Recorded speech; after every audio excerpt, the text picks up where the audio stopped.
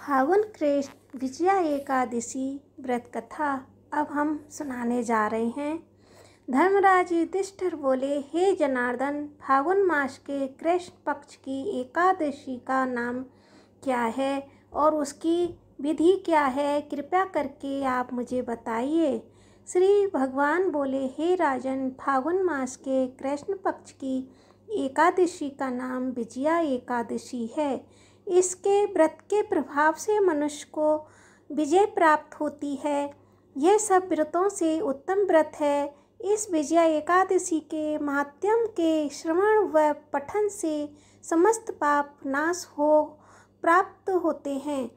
ये एक समय देवर्षि नारद ने जगत पिता ब्रह्मा जी से कहा, महाराज, आप मुझसे फागुन मास के कृष्ण पक्ष की एकादशी का विधान बताइए। ब्रह्मा जी कहने लगे, हे नारद, विजया एकादशी का व्रत पुराने तथा नए पापों को नाश करने वाला है। इस विजया एकादशी की विधि मैंने आज तक किसी से भी नहीं कही है।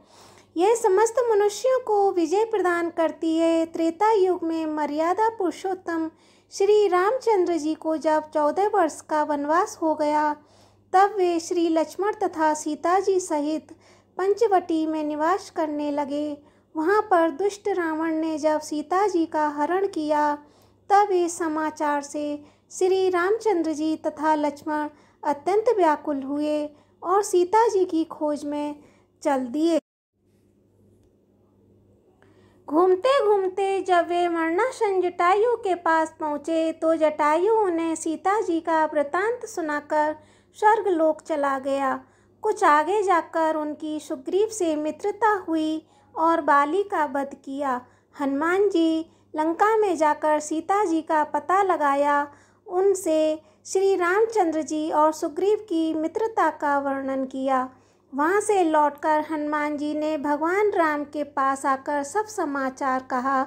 श्री रामचंद्र जी ने वानर सेना सहित सुग्रीव की संपत्ति से लंका को प्रस्थान किया।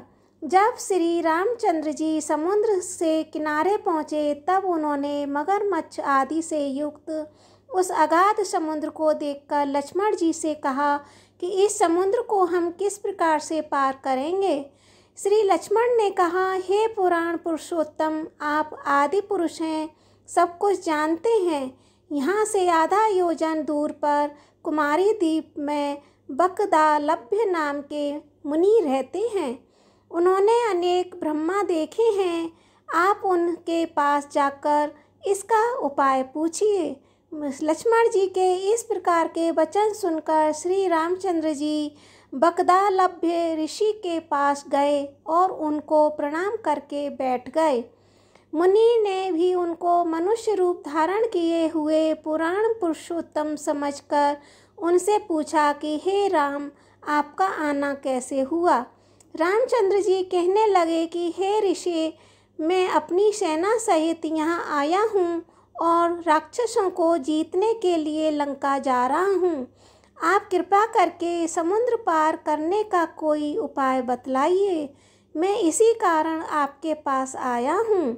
बकदालभ्य ऋषि बोले कि हे राम, फागुन मास के कृष्ण पक्ष की एकादशी का उत्तम व्रत करने से निश्चय ही आपकी विजय होगी।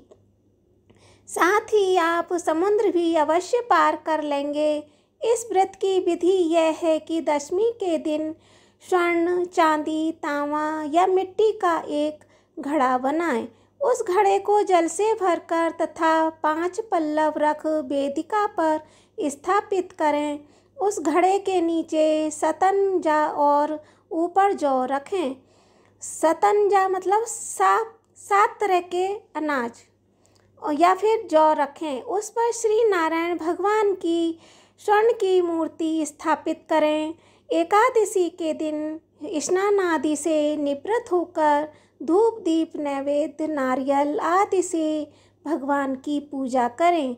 उसके बाद घड़े के सामने बैठकर दिन व्यतीत करें और रात्रि को भी उसी प्रकार बैठे रहकर जागरण करें। द्वादशी के दिन नित्य नियम से निवृत्त होकर उस कलश को ब्राह्मण को दे दें। हे राम, यदि तुम भी इस व्रत को सेनापतियों सहित करोगे तो तुम्हारी विजय अवश्य होगी। श्री रामचंद्र जी ने ऋषि के कथानुसार इस व्रत को किया और इसके प्रभाव से दैत्यों पर विजय पाई। हे राजन, जो कोई मनुष्य विधि पूर्वक इस व्रत को करेगा, दोनों लोकों में उसकी विजय अवश्य होगी। श्री ब्रह्मा जी ने नारद जी से कहा था कि हे पुत्र, जो कोई इस व्रत के माध्यम को पढ़ता या सुनता है, उसको वाजपेय यज्ञ का फल प्राप्त होता है। ओम नमो भगवते वासुदेवाय।